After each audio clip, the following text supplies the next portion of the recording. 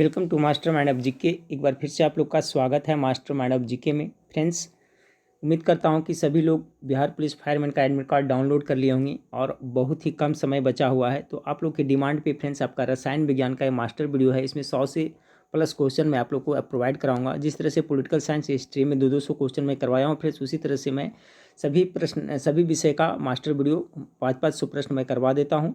तो वीडियो के लास्ट तक बने रहिएगा और एप्लीकेशन से आप लोग पढ़ाई जरूर करिएगा फ्रेंड्स। उसमें जो स्पेशल जीके देखिएगा तो उसमें 17-18 टॉपिक है, तो 18 टॉपिक्स में पढ़िएगा फ्रेंड्स, तो उससे 10 क्वेश्चन या 15 क्वेश्चन पक्का 100% आने वाला है टॉपिक वाइज से। और टेलीग्राम चैनल से आप लोग अवश्य जुड़ जाइएगा फ्रेंड्स, क्योंकि एग्जाम के टाइम में क्या फ्रेंड्स की क्वेश्चन वगैरह जो वायरल आंसर की होता है तो उस पर मैं जरूर उस पर शेयर कर दूंगा, तो सभी लोग उससे जुड़े जरूर रहिएगा।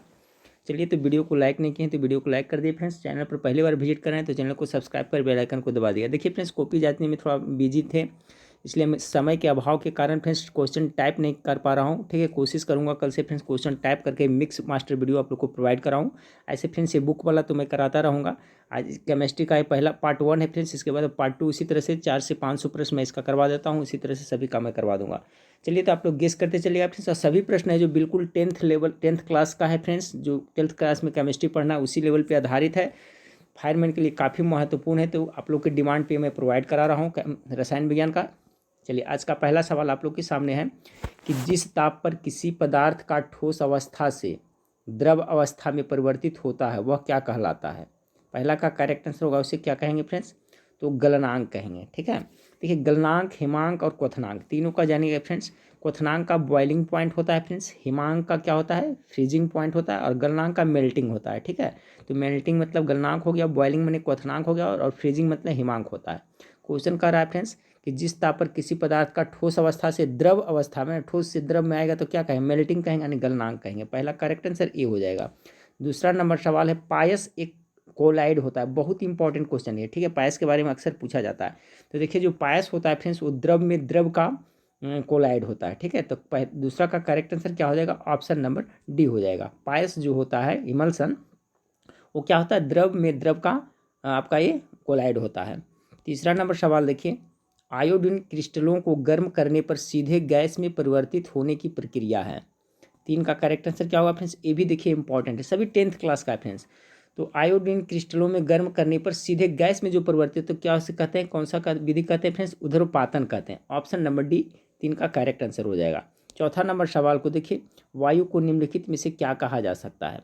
तो 4 का करेक्ट आंसर क्या होगा फ्रेंड्स, 4 का करेक्ट आंसर हो जाएगा ऑप्शन नंबर आपका बी, मिश्रण कर सकते हैं। ठीक है, वायु है जो फ्रेंड्स एक प्रकार का क्या है, मिश्रण है, जिसमें 78% आपका नाइट्रोजन है, एक लगभग 21% ऑक्सीजन है, और 0.03% है जो क्या है आपका कार्बन डाइऑक्साइड है। तो वायु का है एक प्रकार का मिश्रण है। 5वां नंबर सवाल को देखिए, 5 नंबर सवाल है, निम्नलिखित में से कौन मिश्रण नहीं है। इसमें से कौन मिश्रण नहीं है, गेस करते चलिएगा।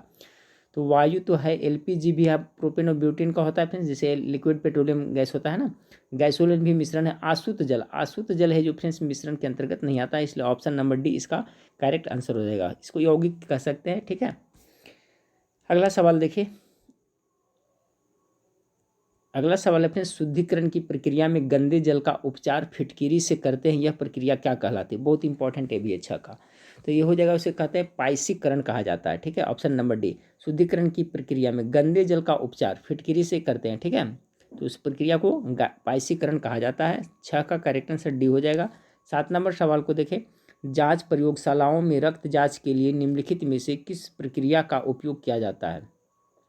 7 का ये भी बहुत इंपॉर्टेंट है फ्रेंड्स। तो जांच प्रयोगशालाओं में जो रक्त जांच के लिए प्रक्रिया अपनाया जाता है उसे अपकेंद्रण कहते हैं। 7 का correct answer option number A हो जाएगा। 8 नंबर सवाल है फ्रेंड्स, दूध यानी मिल्क किस प्रकार का मिश्रण है। तो 8 का करेक्ट आंसर हो जाएगा फ्रेंड्स, दूध है जो आपका क्या आता है, पायस के उदाहरण है। ठीक है, ऑप्शन नंबर ए इसका करेक्ट आंसर हो जाएगा। इसके पहले हम लोग पायस के बारे में बताए थे फ्रेंड्स, पायस एक कोलाइड होता है ना, वो द्रव में द्रव का मिश्रण होता है। तो दूध है जो क्या एक तरह का पायस है, और पायस कैसा होता है फ्रेंड्स, द्रव में द्रव का मिश्रण होता है। तो याद रखिएगा, द्रव में द्रव का मिश्रण क्या कहलाता है, पायस कहलाता है। तो दूध है जो उसका उदाहरण है, पायस का उदाहरण है। अगला सवाल को देखिए, निलंबन कणों का आकार होता है, कितना होता है फ्रेंड्स, तो 9 का जो आपका करेक्ट आंसर हो जाएगा ऑप्शन नंबर बी हो जाएगा। ठीक है, 10⁻⁻5 से लेकर के 10⁻⁻7 सेमी के मध्य में निलंबन कणों का आकार होता है। 10 नंबर सवाल को देखिए। 10 नंबर सवाल आपका है, किसी द्रव्य का ठोस अवस्था से द्रव अवस्था में, किसी द्रव्य का ठोस अवस्था से द्रव अवस्था में परिवर्तित हुए बिना सीधे वाष्प या गैसीय अवस्था में परिवर्तन क्या कहलाता है? ठीक है, किसी द्रव का ठोस अवस्था में। तो आपका 10 का जो करेक्ट आंसर वही फ्रेंड्स आपका हो जाएगा, डायरेक्ट जो होता है तो उधर्पातन हो जाएगा। अगला सवाल को देखिए, 11 निम्नलिखित में से रासायनिक यौगिक है, इसमें से रासायनिक यौगिक कौन है?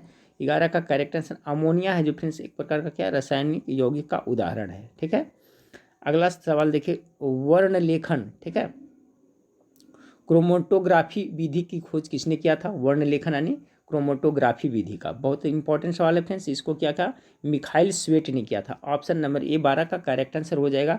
13 नंबर सवाल देखिए, कोलाइड विलयन का उदाहरण है, कोलाइड विलयन का उदाहरण कौन सा है?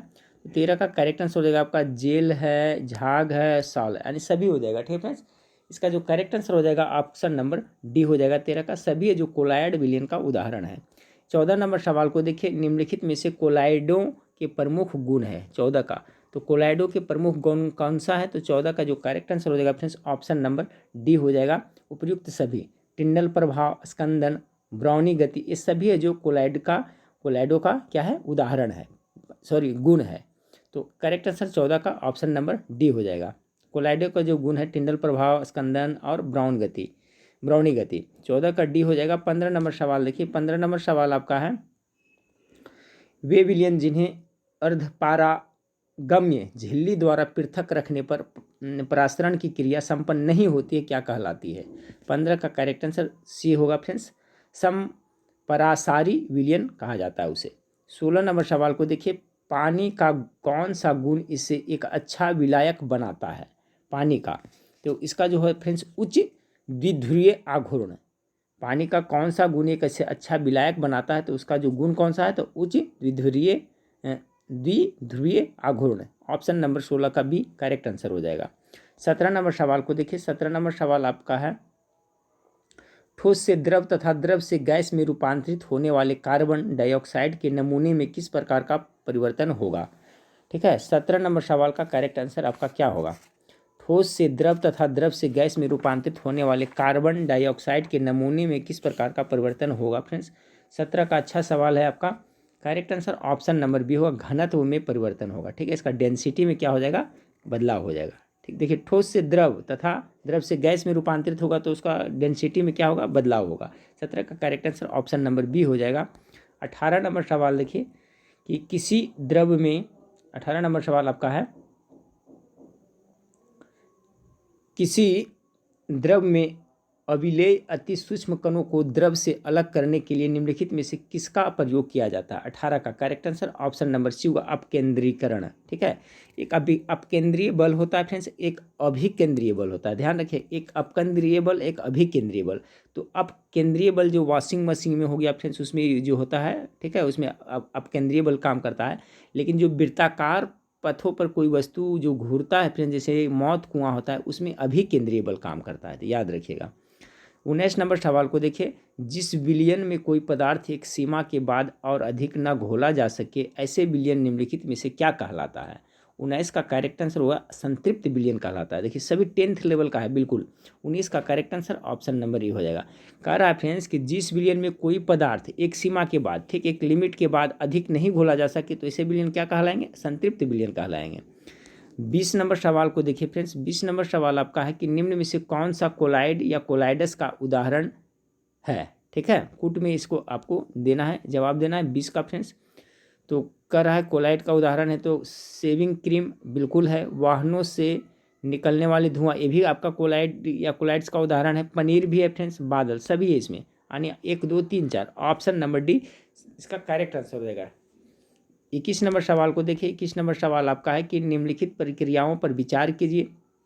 जांच प्रयोगशाला में रक्त और मूत्र की जांच, डेयरी या घर में क्रीम से मक्खन निकालना, कपड़े धोने की मशीन में भीगे कपड़ों को सुखाना। ठीक है, अब देखिए यहाँ पर कर रहा है क्या, उपर्युक्त प्रक्रियाओं में कौन सी प्रक्रियाएं अपकेंद्रण विधि के माध्यम से संपन्न होती है? 21 का। ठीक है फ्रेंड्स, तो देखिए अब बहुत इंपॉर्टेंट सवाल है फ्रेंड्स, तो इसका देखिए अभी मैं बताया था कपड़े धोने का वॉशिंग मशीन में अपकेंद्रीय बल, तो ये है तो आपका करेक्ट हो गया। डेयरी घर में जो, हाँ, जो दूध से आपका मक्खन निकालते हैं उसमें भी अपकेंद्रीय बल काम करता है, तो ये भी हो गया उसी का। जांच प्रयोगशाला में रक्त और मूत्र का, ये भी अपकेंद्रीय बल, तीनों हो जाएगा, यानी 1 2 3, ऑप्शन नंबर डी इसका करेक्ट आंसर है। सभी विद्यार्थी इसको याद रखिए फ्रेंड्स, ये सब जो है जांच प्रयोगशाला में रक्त और मूत्र की जांच, डेयरी यानी कि दूध से मक्खन या क्रीम निकालना, इसमें भी अपकेंद्रीय बल, और कपड़े धोने की मशीन में भीगे कपड़ों को सुखाना होता है जो, उसमें भी अपकेंद्रीय बल, अपकेंद्रण या अपकेंद्रीय बल विधि काम करता है, ठीक है। तो इसका भी 21 का correct answer option number D हो जाएगा। लेकिन मौत कुआं वाला रहेगा तो उसमें अभिकेंद्रीय बल हो जाएगा। अशुद्धियों के कारण द्रव का क्वथनांक हो सकता है, एक क्वेश्चन आपको पूछ दिया जाए फ्रेंड्स, जब भी मतलब अशुद्धि मिलाया जाता है किसी भी द्रव में तो उसका जो क्वथनांक, जिसे हम अंग्रेजी में बॉइलिंग पॉइंट कहते हैं, क्या होता है, बढ़ जाता है, याद रखिएगा।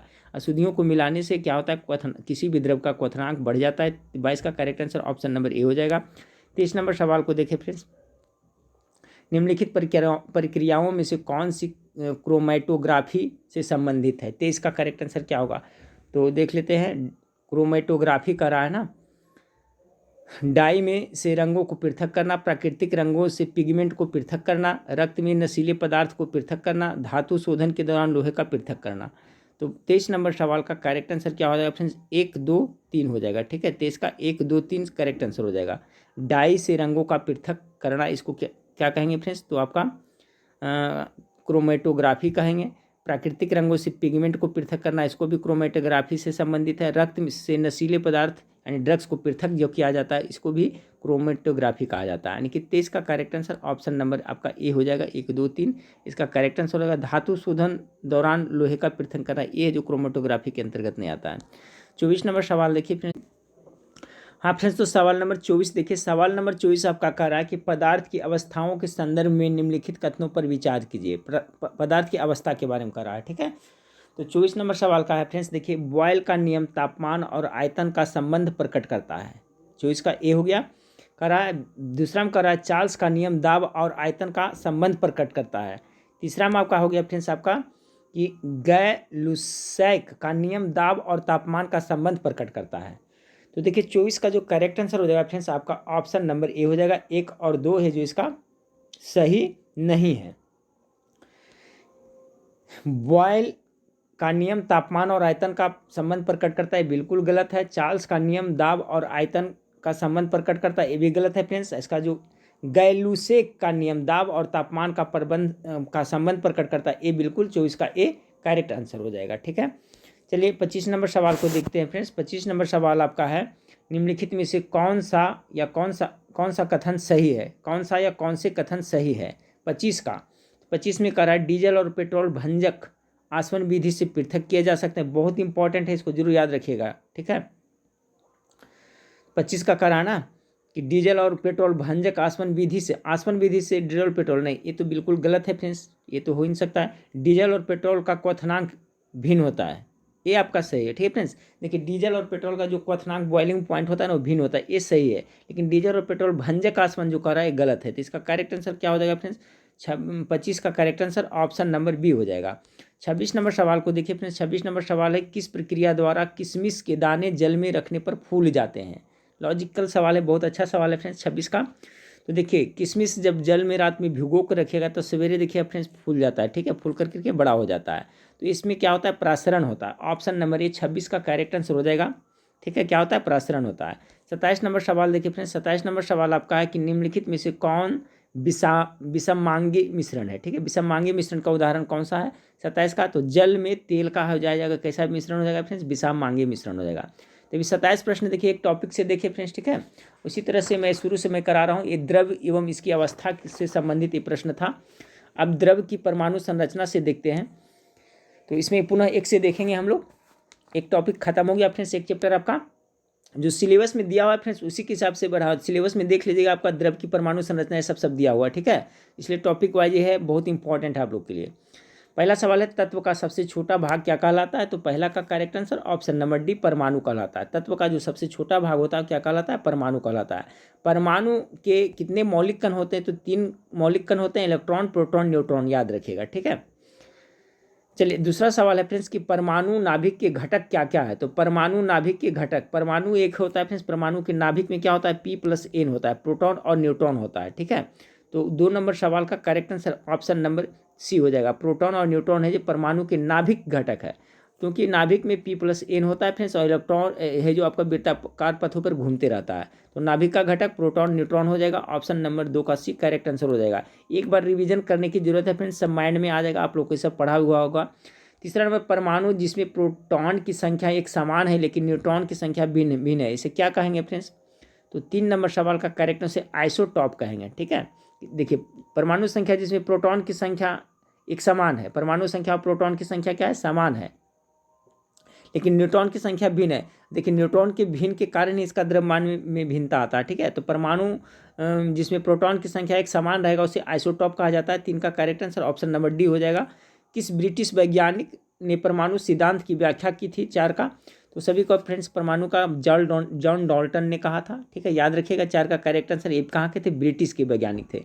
तो परमाणु सिद्धांत का व्याख्या इन्होंने किया था, जॉन डाल्टन साहब ने। 4 का करेक्ट आंसर ये हो जाएगा। एक भी क्वेश्चन स्किप नहीं करना फ्रेंड्स, सब बहुत ज़्यादा इंपॉर्टेंट है। रदरफोर्ड के अल्फा कणों के प्रकीर्णन सिद्धांत के अनुसार क्या होगा? 5 का correct answer option number B होगा। नाभिक के अंदर परमाणु का द्रव्यमान और आवेश रहता है। ठीक है, रदरफोर्ड के अल्फा कणों के प्रकीर्णन सिद्धांत के अनुसार नाभिक के अंदर परमाणु का द्रव्यमान और क्या रहता है? आवेश रहता है। 5 का बी करेक्ट आंसर हो जाएगा। 6ठा नंबर सवाल को देखिए, कह रहा है फ्रेंड्स आपका कि परमाणु नाभिक की त्रिज्या की कोटि है, बहुत इंपॉर्टेंट ये भी है। तो कितना होता है फ्रेंड्स? 10⁻12 सेंटीमीटर होता है। परमाणु नाभिक की त्रिज्या कोटि ये होता है ना, तो 6 का करेक्ट आंसर ये हो जाएगा। 7वां नंबर सवाल को देखें, निम्नलिखित में से क्या एक उप परमाणविक कण नहीं है? 7 का correct answer option number C हो जाएगा। ड्यूट्रॉन है जो उप परमाणविक कण नहीं है, बाकी न्यूट्रॉन, प्रोटॉन, इलेक्ट्रॉन है जो परमाणविक कण है, मौलिक कण भी इसे कह सकते हैं। अगला सवाल है परमाणु विद्युतः होते हैं, ये देखिए 10th में बहुत बार आप लोग पढ़ेंगे। तो परमाणु होते हैं जो मुख्य विद्युतः क्या होता है फ्रेंड्स? उदासीन होते हैं, यानी आपका 8 का correct answer option number C हो जाएगा। अगला फ्रेंड्स इलेक्ट्रॉन का परम आवेश क्या होता है? इलेक्ट्रॉन पर आवेश पूछ रहा है, तो 9 का क्या हो जाएगा friends? Option number C. Electron पे माइनस होता है तो -1.6022 इंटू 10⁻⁻19 होता है। ठीक है, अगला सवाल देखिए, निम्नलिखित को सुमेलित करना है। न्यूट्रॉन, इलेक्ट्रॉन, प्रोटॉन और परमाणु नाभिक किसने खोज किया था? सबको मेरे ख्याल से याद होगा। न्यूट्रॉन का खोज किसने किया था? तो जेम्स चैडविक ने किया था, ये हो जाएगा। इलेक्ट्रॉन का किसने? जे थॉमसन ने किया था। प्रोटॉन का किसने किया था फ्रेंड्स? तो गोल्डस्टीन ने किया था। परमाणु नाभिक का रदरफोर्ड ने। इसमें से एक सवाल तो पक्का आने वाला है, याद रखिएगा फ्रेंड्स सभी। तो मेरे ख्याल से सबका याद हो गया होगा फ्रेंड्स कि न्यूट्रॉन का किसने किया था? तो चैडविक ने किया था। ठीक है, न्यूट्रॉन पे कोई भी आवेश नहीं होता है, न्यूट्रल होता है। ठीक है फ्रेंड्स, इसका जेम्स चैडविक ने किया था। इलेक्ट्रॉन के जे थॉमसन, प्रोटॉन के गोल्डस्टीन और परमाणु नाभिक का खोज किसने? रदरफोर्ड ने किया था। यानी आपका सवाल नंबर 10 का करेक्ट आंसर ऑप्शन नंबर आपका बी हो जाएगा। ठीक है, ऑप्शन नंबर 20 का करेक्ट आंसर हो जाएगा। 11 नंबर सवाल को देखिए फ्रेंड्स, प्रोटॉन, इलेक्ट्रॉन एवं न्यूट्रॉन के बढ़ते द्रव्यमान का सही क्रम क्या है? ठीक है, बढ़ते द्रव्यमान का सही क्रम हो जाए का पूछ रहा है ना, तो 11 का हो जाएगा, इलेक्ट्रॉन होगा, उसके बाद प्रोटॉन, उसके बाद न्यूट्रॉन। ऑप्शन नंबर 20 का करेक्ट आंसर हो जाएगा। अगला फ्रेंड्स, एक AMU बराबर होता है, कितना होता है? एक एटॉमिक मास बराबर कितना होता है फ्रेंड्स? यूनिट बराबर कितना होता है? एक एटॉमिक मास यूनिट बराबर कितना होता है? तो 12 का correct answer option number D हो जाएगा फ्रेंड्स। 1.67 इंटू 10⁻24 ग्राम। ठीक है, एक AMU बराबर कितना होता है? तो ऑप्शन नंबर डी 12 का करेक्ट आंसर हो जाएगा। 13 नंबर सवाल को देखिए, 13 नंबर का रेफरेंस, प्रोटॉन के संबंध में कौन सा कथन सत्य है? 13 का करेक्ट आंसर, यह एक ड्यूटेरियम का नाभिक है। नहीं, ये तो गलत है फ्रेंड्स, यह एक आयनीकृत हाइड्रोजन परमाणु है। जी हाँ, ऑप्शन नंबर बी इसका करेक्ट आंसर। यह एक आयनीकृत हाइड्रोजन नहीं है, यह एक अल्फा कण है। नहीं, ऑप्शन नंबर बी है जो प्रोटॉन के बारे में सही है। ठीक है, प्रोटॉन के संबंध में कौन सा कथन सत्य है? तो यह एक आयनीकृत हाइड्रोजन परमाणु है। चलिए, तो 13 का बी करेक्ट आंसर हुआ। 14 नंबर सवाल को देखिए, ऐसी क्वांटम संख्या जो उपकोष की आकृति को निर्धारित करती है। 14 का correct answer option number B होगा, द्विगंशी क्वांटम संख्या। ठीक है, 15 नंबर सवाल को देखिए फ्रेंड्स कि चुंबकीय क्वांटम संख्याएं प्रदर्शित करती है। अच्छा सवाल है। 15 का क्या प्रदर्शित करते हैं? आप लोग गेस करते चलिए फ्रेंड्स। 10th क्लास का केमिस्ट्री का सभी है ये आपका सिलेबस के अनुसार, तो आप लोग ये सब पढ़ा हुआ क्वेश्चन होगा आप लोग को। 15 का करेक्ट आंसर क्या होगा? कक्षाओं का अभिविन्यास करता है ना। चुंबकीय क्वांटम संख्या क्या बताता है? कक्षकों का क्या बताता है? अभिविन्यास बताता है। 15 का करेक्ट आंसर सी हो जाएगा। 16 नंबर सवाल को देखिए फ्रेंड्स कि किसी मुख्य कोष N में इलेक्ट्रॉन की अधिकतम संख्या होगी। 16 का करेक्ट आंसर कितना होता है फ्रेंड्स? वो आपका 2n² होता है ना, फार्मूला आप लोग याद किए होंगे कि किसी मुख्य कोष N में इलेक्ट्रॉन की अधिकतम संख्या कितना होता है, तो 2n²। 16 का correct answer option number C हो जाएगा। 17 नंबर सवाल को देखें, किसी परमाणु के किन्हीं दो इलेक्ट्रॉन की चारों क्वांटम संख्याओं एक समान नहीं हो सकती, उपयुक्त सिद्धांत किसका है। 17 का करेक्ट आंसर सी होगा। पाउली अपवर्जन का नियम कहता है कि किसी परमाणु के किन्हीं दो इलेक्ट्रॉन की चारों क्वांटम संख्याएं एक समान नहीं हो सकती है।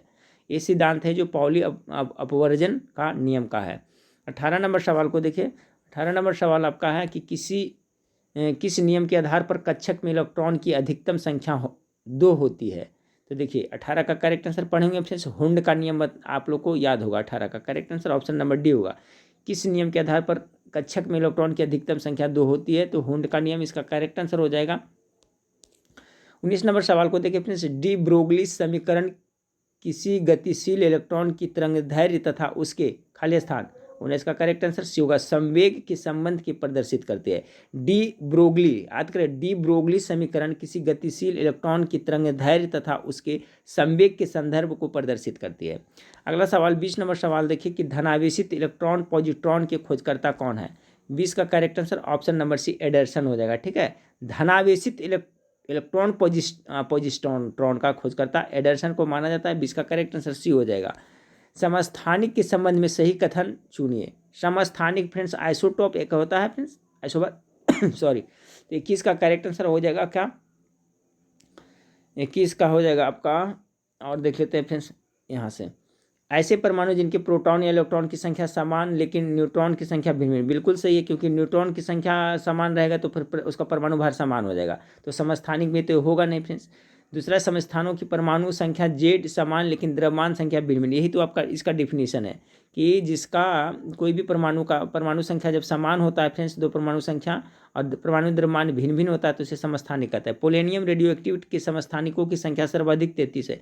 सभी इसका करेक्ट आंसर हो जाएगा। ठीक है, 21 का करेक्ट आंसर डी हो जाएगा। समस्थानिक के संबंध में टोटल सब सही है, इसलिए किसका करेक्ट आंसर डी हो जाएगा। परमाणु के नाभिक की खोज किसने किया था, अभी मैंने बताया था अपने 22 का करेक्ट आंसर हो जाएगा, रदरफोर्ड ने नाभिक का खोज किया था। अगला सवाल है, सम न्यूट्रॉनिक कहलाते हैं जिसमें क्या होता है, तो इसमें सम न्यूट्रॉनिक है ना, तो इसका करेक्ट आंसर क्या हो जाएगा, तो ऑप्शन नंबर इसका डी हो जाएगा।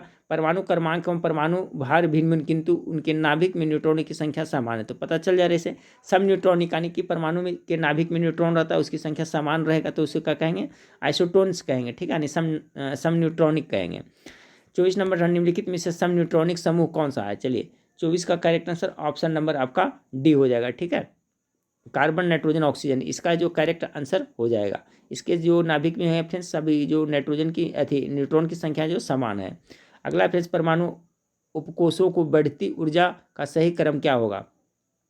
25 का correct answer option number B होगा, 5p, फिर हो गया फिर 6s हो गया, फिर 4f हो गया, फिर 5d हो जाएगा।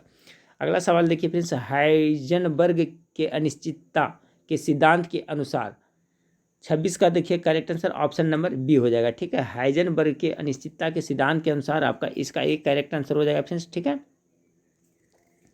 अगला सवाल को देखिए, प्रोटॉन पर आवेश किस कण के आवेश के समतुल्य होता है। 27 का correct answer option number B positron के हो जाएगा। 28 नंबर सवाल को देखिए, 28 नंबर सवाल आपका क्या कर रहा है फ्रेंड्स, कि नाभिक की खोज के लिए रदरफोर्ड ने जब धातु के पतले पत्र पर अल्फा कणों से बौछार की थी तो क्या हुआ था। 28 का, तो अधिकांश अल्फा कण धातु की पन्नी को बिना विक्षेपित किए पार कर चले गए, यानी 28 का जो correct answer option number A हो जाएगा। 29 नंबर सवाल को देखिए फ्रेंड्स, कि तत्वों की प्रकृति को ज्ञात किया जा सकता है। तत्वों का जो प्रकृति है उसको किस तरह से ज्ञात किया जा सकता है, तो इलेक्ट्रॉनिक विन्यासीकरण के द्वारा ज्ञात किया जाता है। 29 का correct answer option number A हो जाएगा फ्रेंड्स। 30 नंबर सवाल को देखें, 30 नंबर सवाल आपका कह रहा है, एकमात्र ऐसा तत्व जिसके समस्थानिकों के नाम भिन्न भिन्न है।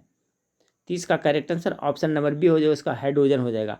31 नंबर सवाल को देखें, 31 नंबर सवाल है, जल के वाष्पन की अत्यधिक उच्च ऊष्मा मुख्यतः किसका परिणाम है। ठीक है फ्रेंड्स, ये भी बहुत इंपॉर्टेंट है, याद रखिएगा 30 नंबर सवाल का, कि एकमात्र ऐसा तत्व जिसके समस्थानिकों के नाम भिन्न भिन्न है, तो क्या हो जाएगा फ्रेंड्स, आपका हाइड्रोजन हो जाएगा। ठीक है, इसके हाइड्रोजन का प्रोटेरियम, ड्यूटेरियम, टाइटेरियम होता है, आप लोग को पता होगा फ्रेंड्स हाइड्रोजन का ना।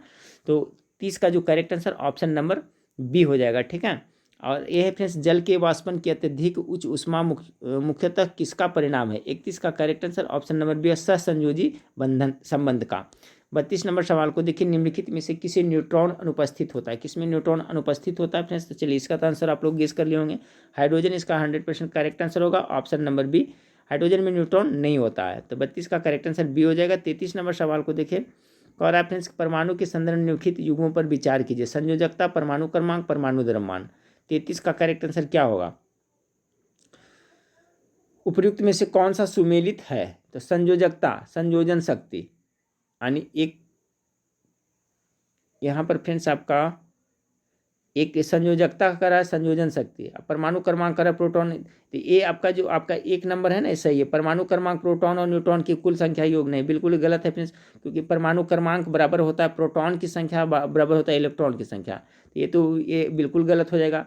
फिर परमाणु द्रव्यमान में प्रोटॉन की संख्या, ये भी बिल्कुल गलत है। आप समझ गए होंगे फ्रेंड्स किस तरह से क्वेश्चन पूछा गया है कि संयोजकता होता है जो फ्रेंड्स आपका संयोजन शक्ति, ये तो सही है। परमाणु क्रमांक के बारे में जो कहा गया है प्रोटॉन न्यूट्रॉन की कुल संख्या, ये आपका गलत है, क्योंकि परमाणु क्रमांक बराबर प्रोटॉन की संख्या होता है, उतना ही बराबर क्या होता है इलेक्ट्रॉन की संख्या।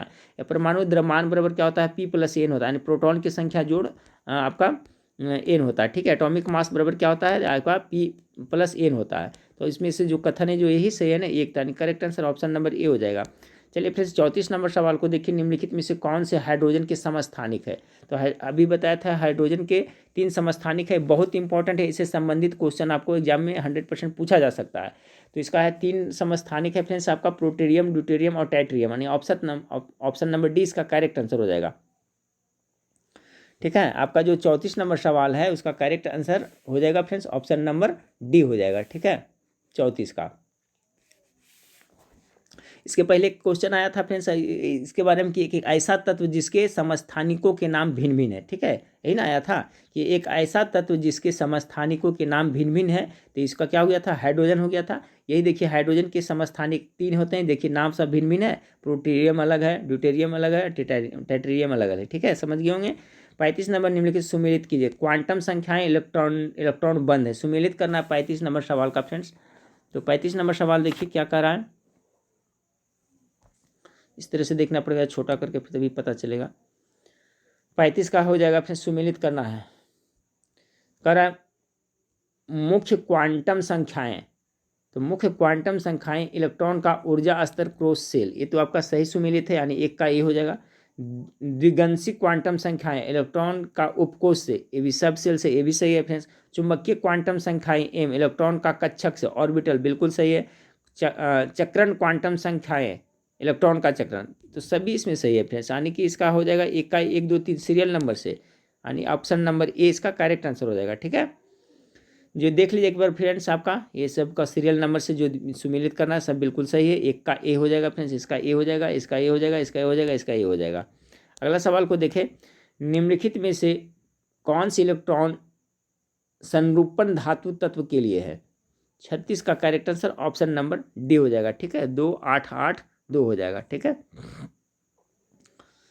इलेक्ट्रॉनिक का रहा है ना, इलेक्ट्रॉनिक जो विन्यास होता है फ्रेंड्स, तो वही होता है 2 होता है, 8 होता है, 8 होता है, फिर कितना होता है 2 होता है, आप लोगों को पता होगा।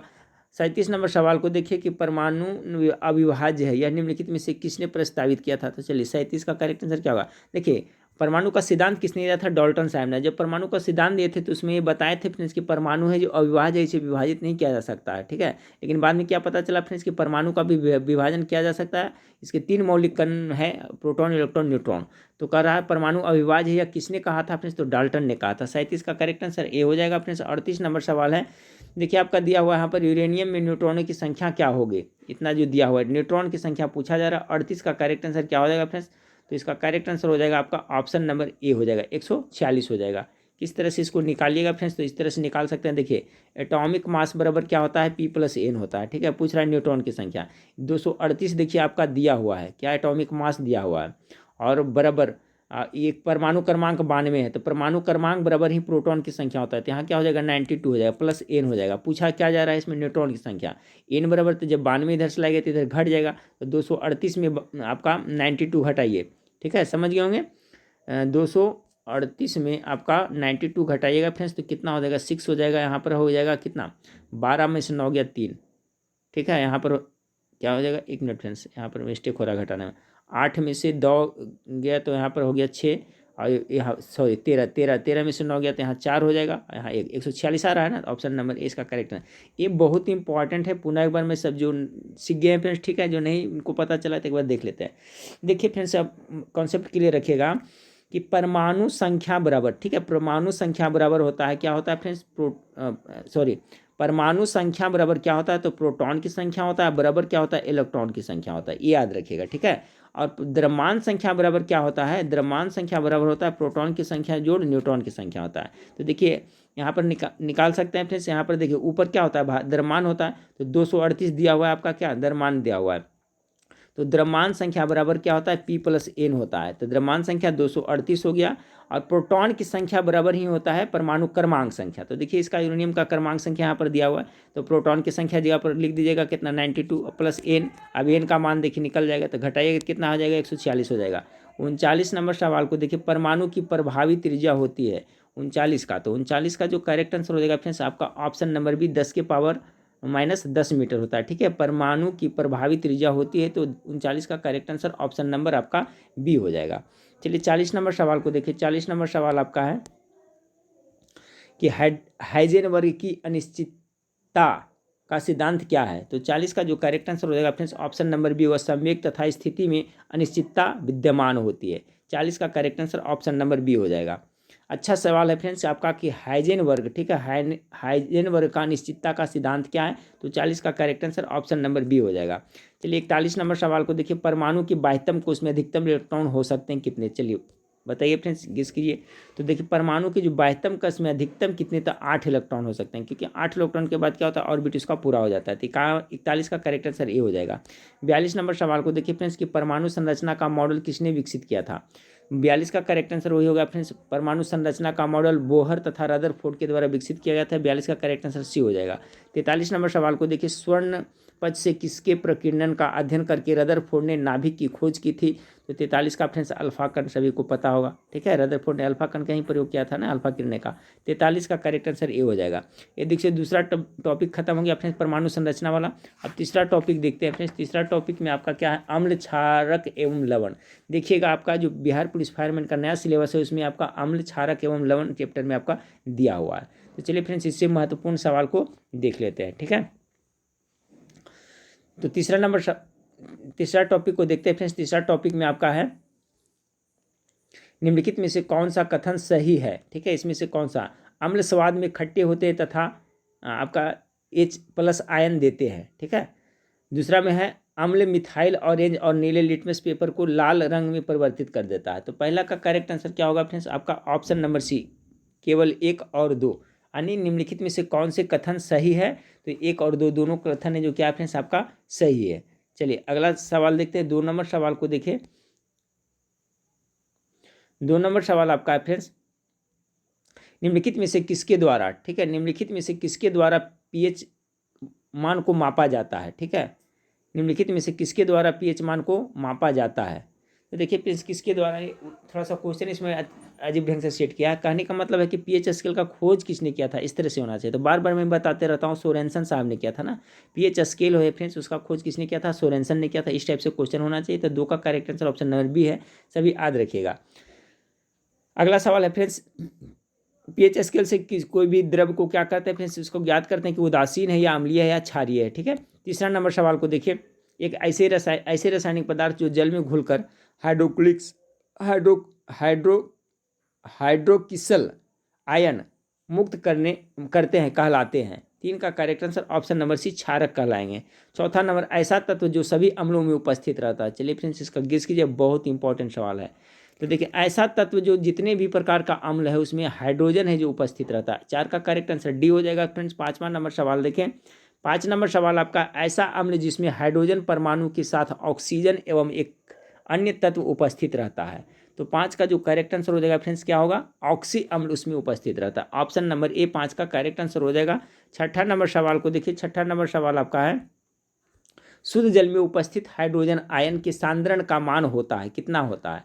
तो 6 का जो करेक्ट आंसर हो जाएगा फ्रेंड्स आपका ऑप्शन नंबर सी हो जाएगा, 10⁻⁻7 होता है। शुद्ध जल में उपस्थित हाइड्रोजन आयन के सांद्रण का मान कितना होता है, तो 6 का करेक्ट आंसर सी हो जाएगा। 7 नंबर सवाल को देखें, निम्नलिखित में से कौन सा अम्ल म्यूरिएटिक अम्ल के नाम से भी जाना जाता है। तो 7 का जो करेक्ट आंसर होगा फ्रेंड्स हाइड्रोक्लोरिक अम्ल, ठीक है। HCl आप लोग सुने होंगे फ्रेंड्स, इसको क्या कहते हैं, म्यूरिएटिक अम्ल भी कहा जाता है। बहुत इंपॉर्टेंट सवाल है, याद रखिएगा, ठीक है। 7 का करेक्ट आंसर ए हो जाएगा। 8 नंबर सवाल को देखिए फ्रेंड्स, निम्नलिखित में से कौन सा तत्व सभी अम्लों में निश्चित रूप से उपस्थित होता है। 8 का अभी मैंने बताया था, हाइड्रोजन एक ऐसा है फ्रेंड्स जो सभी तत्वों में उपस्थित रहता है। 9 का देखिए फ्रेंड्स, 9 नंबर सवाल आपका है कि निम्नलिखित तत्व समूहों में से कौन सा पृथ्वी पर जीव की उत्पत्ति के लिए मूलतः उत्तरदायी था। 9 का जो करेक्ट आंसर हो जाएगा option number B, carbon, hydrogen और नाइट्रोजन है जो पृथ्वी पर जीवन उत्पत्ति के लिए मूलतः उत्तरदायी था। और 9 का correct answer option number B, अच्छा सवाल है फ्रेंड्स, कार्बन, हाइड्रोजन और नाइट्रोजन। अगला सवाल को देखिए फ्रेंड्स, पीएच मान निम्नलिखित में से क्या प्रदर्शित करती है। तो 10 का करेक्ट आंसर ऑप्शन नंबर, किसी घोल के अम्लीय और क्षारीय होने का मूल्यांकन करता है। अभी मैंने बताया था फ्रेंड्स पीएच मान के बारे में, जिसका खोज किसने किया था, सोरेनसन ने किया था। देखिए पीएच स्केल में टोटल कितने पॉइंट्स होते हैं, तो 0 से लेकर के 14 होता है फ्रेंड्स, यानी कि 7 यहाँ पर बीच में 7 होते हैं। जो भी विलियन का मान 7 होता है उदासीन होता है, 7 से कम होता है अम्लीय होता है फ्रेंड्स, 7 से अधिक होता है तो क्या होता है, क्षारीय होता है। तो क्लियर हो गया फ्रेंड्स यहाँ पर कि किसी घोल के अम्लीय या क्षारीय होने का मूल्यांकन करता है आपका पीएच मान, ठीक है, पीएच मान, पीएच वैल्यू। अगला सवाल है फिर, अम्ल एवं क्षारक के संबंध में विशिष्ट संकल्पनाएं दी, किसने दी, अम्ल एवं क्षारक के बारे में। 11 का करेक्ट आंसर ऑप्शन नंबर आपका डी हो जाएगा फ्रेंड्स, उपयुक्त सभी ने, ठीक है। आरहेनियस ने, ब्रानस्टेड लॉरी ने और न्यूटन लुइस ने, सभी हो जाएगा इसका, ठीक है। अम्ल एवं क्षार के संबंध में विशिष्ट संकल्पनाएं दी थी, सभी इसका करेक्ट आंसर हो जाएगा। 12 नंबर सवाल को देखिए फ्रेंड्स कि अम्ल एवं क्षारक की परस्पर उदासीनीकरण अभिक्रिया से उत्पन्न यौगिक कहलाते हैं। 12 का correct answer option number D होगा, क्या करें, लवण हो जाएगा, ठीक है। 13 नंबर सवाल देखिए, अम्लीय विलयन के पीएच मान है, तो सभी बता सकते हैं फ्रेंड्स। अम्लीय अभी मैंने बताया 13 का, तो क्या हो जाएगा, 7 से कम रहेगा तो उसे अम्लीय कहेंगे, ठीक है। 7 रहेगा तो क्या होगा, उदासीन कहेंगे। 7 से अधिक रहेगा तो क्षारकीय कहेंगे।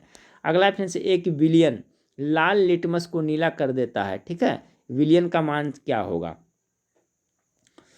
लाल को नीला कर देता है, ठीक है। तो क्या होगा फ्रेंड्स, 14 का correct answer option number D, इनमें से आपका कोई नहीं हो जाएगा, ठीक। एक विलियन लाल लिटमस को नीला कर देता है, तो विलियन का पीएच मान कितना होगा, तो क्या दिया है, 7 दिया है, फिर 1 दिया है, फिर 5 दिया है, तो इनमें से कोई नहीं होगा 14 का करेक्ट आंसर, ठीक है।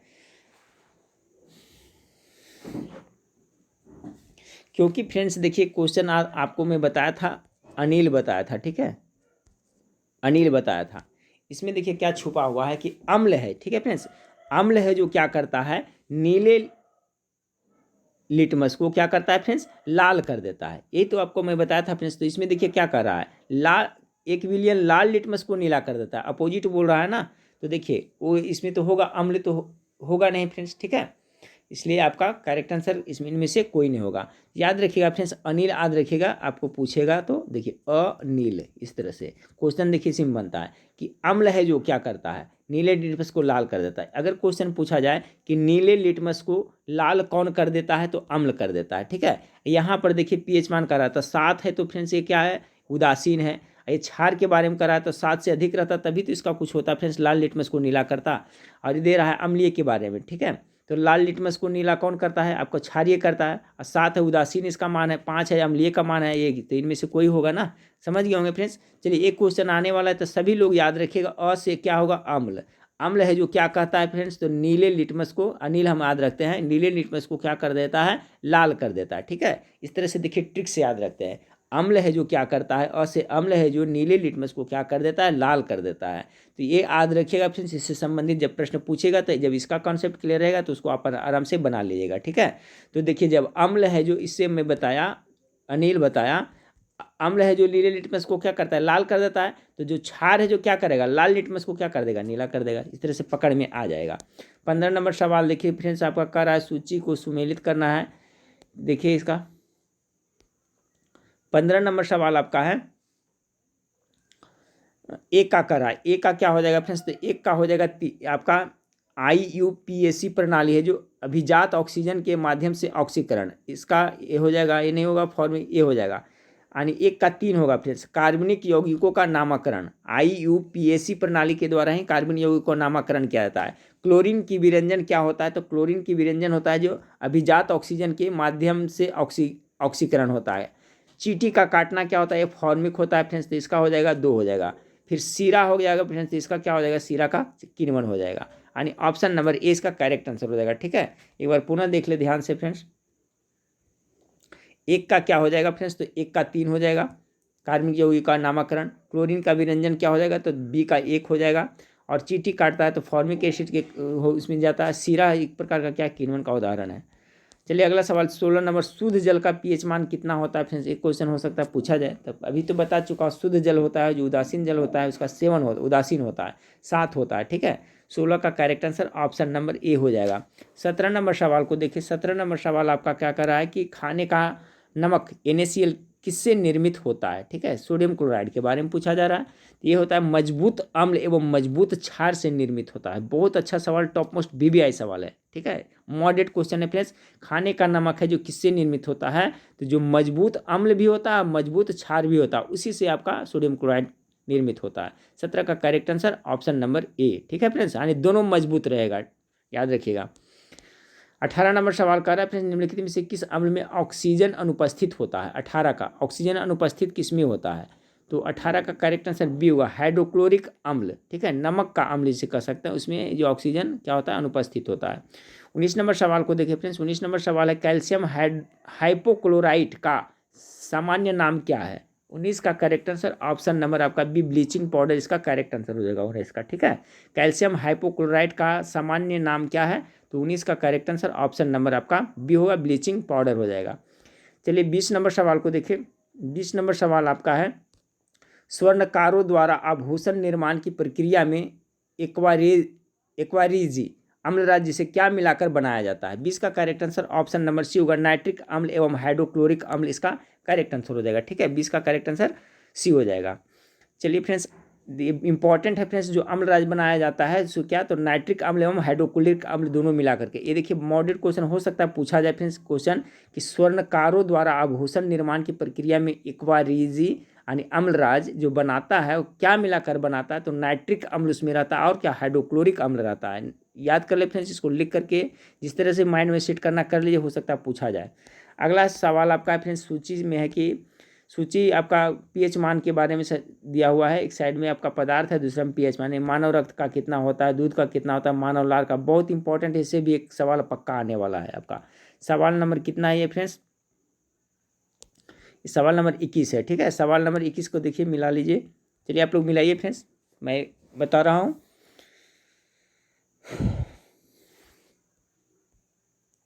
21 नंबर सवाल मिलाए फटाफट।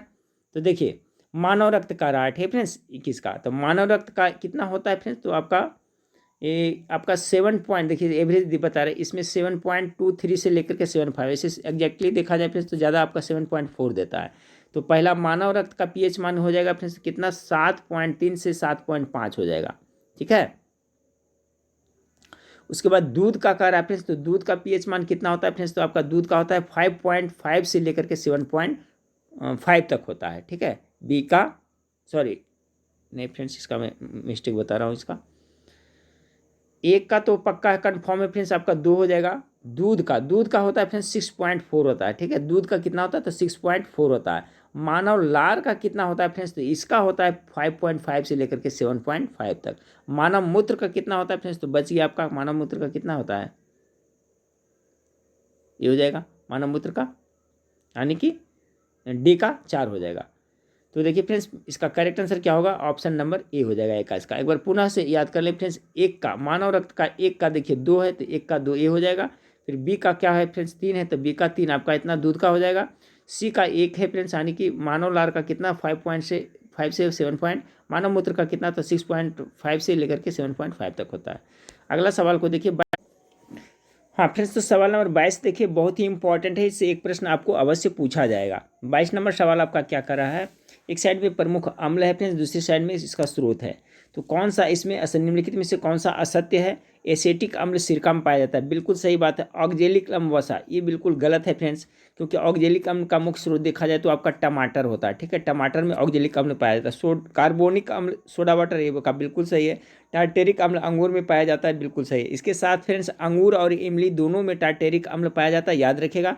अंगूर और इमली में टार्टेरिक अम्ल पाया जाता है। कार्बोनिक अम्ल सोडा वाटर सही है, ऑक्जेलिक अम्ल किस में पाया जाता है, तो टमाटर में पाया जाता है, सिरका में एसिटिक अम्ल पाया जाता है, और नींबू संतरा में सिट्रिक एसिड पाया जाता है। ठीक है फ्रेंड्स, तो 22 का जो असत्य कथन हो जाएगा ऑप्शन नंबर आपका बी हो जाएगा। ठीक है, अगला सवाल 23 नंबर सवाल देखिए फ्रेंड्स, निम्नलिखित में से कार्बनिक अम्ल कौन सा है। इसमें से कार्बनिक अम्ल को आपको छांटना है, तो क्या हो जाएगा फ्रेंड्स, हाइड्रोक्लोरिक अम्ल है फ्रेंड्स, नाइट्रिक अम्ल है, सल्फ्यूरिक अम्ल है, एसिटिक अम्ल है। तो निम्नलिखित में से कार्बोनिक अम्ल इसमें अगर देखा जाए तो आपका ऑप्शन नंबर सी एसिटिक अम्ल है जो आपका कार्बोनिक अम्ल के अंतर्गत आता है फ्रेंड्स, तो इसका करेक्ट आंसर सी हो जाएगा।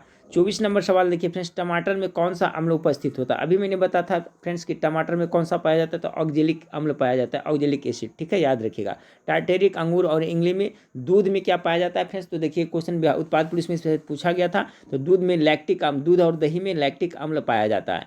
ठीक है, अगला सवाल को देखिए, 25 नंबर सवाल आपका कह रहा है, पानी में साबुन और डिटर्जेंट की मैल दूर करने की क्रिया किसके निर्माण द्वारा होता है। बहुत इंपॉर्टेंट सवाल है भी 25 का। ये हो जाएगा फ्रेंड्स मिसेल के कारण होता है, ऑप्शन नंबर ए इसका करेक्ट आंसर हो जाएगा। पानी में साबुन और डिटर्जेंट की मैल दूर करने की क्रिया किसके निर्माण द्वारा होता है, तो ऑप्शन नंबर ए 25 का करेक्ट आंसर हो जाएगा। 26 नंबर सवाल को देखिए फ्रेंड्स, जटिल लवण का उदाहरण है। 26 का correct answer option number D होगा, सभी हो जाएगा। उपयुक्त सभी है जो जटिल लवण का उदाहरण है, ए, बी और सी सभी। 27 नंबर सवाल को देखिए, निम्नलिखित में से कौन सा एक त्रिक्षारकी अम्ल है। त्रिक्षारकी अम्ल कौन है 27 का, तो करेक्ट आंसर फॉस्फोरिक अम्ल है जो त्रिक्षारकी अम्ल के अंतर्गत आता है। 27 क्वेश्चन अभी हम लोग देख लेते हैं। चलिए 28वां नंबर क्वेश्चन को देखते हैं। 28 नंबर सवाल आपका क्या है फ्रेंड्स कि आपका ताजे दूध का पीएच मान 6 होता है, जब यह खट्टा हो जाता है तो पीएच मान क्या होगा इसका 28 का फ्रेंड्स, तो 28 का जो करेक्ट आंसर हो जाएगा ऑप्शन नंबर ए क्या होता है, 6 से अधिक हो जाएगा ना, खट्टा हो जाएगा नहीं, क्या है फ्रेंड्स, ताजे दूध का मान 6 होता है, जब खट्टा हो तो जाता है तो पीएच मान क्या होगा, तो खट्टा होने पर क्या होता है आपका अम्ल हो जाएगा ना, एसिड हो जाएगा, कम जाएगा ना फ्रेंड्स, वही रहता है नहीं, वो तो रहेगा नहीं, उदासीन हो जाता है, ये भी नहीं होगा, इस क्या होता है बढ़ जाता है नहीं, ये हो जाएगा ऑप्शन नंबर ए इसका करेक्ट आंसर हो जाएगा। ठीक है, 6 से क्या होता है फ्रेंड्स, इसका घट जाएगा ना, खट्टा दूध अम्लीय हो जाएगा, यानी 28 का correct answer option number A हो जाएगा। चलिए 29 नंबर सवाल को देखिए फ्रेंड्स, 29 नंबर सवाल है, मनुष्य के रक्त की पीएच होता है, पीएच होता है कम अम्लीय, कम क्षारीय, अधिक अम्लीय, अधिक क्षारीय। बहुत अच्छा सवाल है फ्रेंड्स, तो ये देखिए क्षारीय होता है क्योंकि 7 पॉइंट करीब 4 होता है ना, तो कम क्षारीय होता है, यानी 29 का correct answer option number C हो जाएगा। ब्लड का जो देखिए टेस्ट कैसा होता है फ्रेंड्स, तो क्षारीय होता है, नमकीन लगता है। 29 का सी हो गया। 30 नंबर सवाल को देखिए, 30 नंबर सवाल आपका फ्रेंड्स, टमाटर की चट्टानी और फलों के रस जैसे खाद्य पदार्थों में परिरक्षक के रूप में प्रयुक्त होने वाला यौगिक क्या है। ठीक है, टमाटर की चटनी सब में, तो टमाटर के चटनी सब में क्या होता है फ्रेंड्स, इसमें सोडियम बेंजोएट का प्रयोग किया जाता है ताकि वो खराब ना हो। क्वेश्चन की घुमा फिरा भी पूछा जाता है, ये हो सकता है क्वेश्चन पूछ दिया जाए फ्रेंड्स पक्का। टमाटर की चटनी और फलों के रस जैसे खाद्य पदार्थों में परिरक्षक के रूप में प्रयुक्त होने वाला यौगिक क्या होता है, सोडियम बेंजोएट का प्रयोग किया जाता है ताकि वो खराब ना हो। 31 नंबर सवाल को देखिए, 31 नंबर सवाल आपका है कि सूची 1 से सूची 2 को सुमेलित करना है friends, washing soda, caustic soda, नीला थोथा और हाइपो होता है। ठीक है, इसका सबका आपको बताना है। 31 नंबर सवाल का, एक का वॉशिंग सोडा का हो जाएगा, एक का 4 होगा सोडियम कार्बोनेट। ठीक है, एक का हो जाएगा फ्रेंड्स वॉशिंग सोडा ना, धोने वाला सोडा, सोडियम कार्बोनेट हो जाएगा। उसके बाद में फ्रेंड्स आपका है कास्टिंग सोडा हो जाएगा, तो कास्टिंग सोडा का हो जाएगा सोडियम हाइड्रोक्साइड होता है, इंपॉर्टेंट है याद रखेगा। नीला थोथा क्या कहते हैं फ्रेंड्स, तो नीला थोथा वो आपका हो जाएगा सी का 2 हो जाएगा। ठीक है, कॉपर सल्फेट, तो बच गया हाइपो, तो हाइपो क्या होगा, सोडियम थायोसल्फेट होता है। ये बहुत इंपॉर्टेंट है, correct answer option number B इसका करेक्ट आंसर होगा फ्रेंड्स, पुनः एक बार देख लें। और खाने वाला सोडा को क्या कहते हैं, तो सोडियम बाई कार्बोनेट कहते हैं। यहाँ पर अगर बाई लगा देते हैं कार्बोनेट में तो हो जाएगा खाने वाला सोडा। तो देख ले फ्रेंड्स, यहाँ पर एक का हो गया क्या आपका 4 हो गया, 2 का हो जाएगा कास्टिंग सोडा का सोडियम हाइड्रोक्साइड हो गया, 3 नीला थोथा कॉपर सल्फेट, और हाइपो हो गया सोडियम थायोसल्फेट। हाइपो क्या होता है, सोडियम थायोसल्फेट होता है। Correct answer option number B हो गया। 32 नंबर, फोटोग्राफी में उपयोगी तत्व है। फोटोग्राफी में कौन सा तत्व का उपयोग किया जाता है फ्रेंड्स, तो सिल्वर ब्रोमाइड का प्रयोग किया जाता है, हो सकता है पूछा जाए।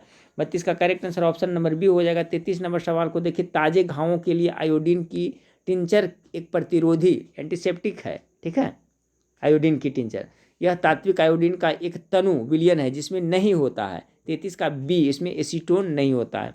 अगला सवाल देखिए, सिरका का मुख्य घटक क्या है फ्रेंड्स, तो एक क्वेश्चन में पूछा जा सकता है। सिरका सिरका टिक यानी एसिटिक होता है, ऑप्शन नंबर ए इसका करेक्ट आंसर होता है। सिर यहाँ पकड़े, यहाँ टिक पकड़ के रखे। ठीक है फ्रेंड्स, जिनको बहुत बार मैं ये ट्रिक बताया हूँ, यहाँ से सिर लेंगे और यहाँ से क्या लेंगे, टिक लेंगे। तो जब भी सिरका का आएगा फ्रेंड्स तो सिर में टिक वाला इस तरह से याद हो जाता है।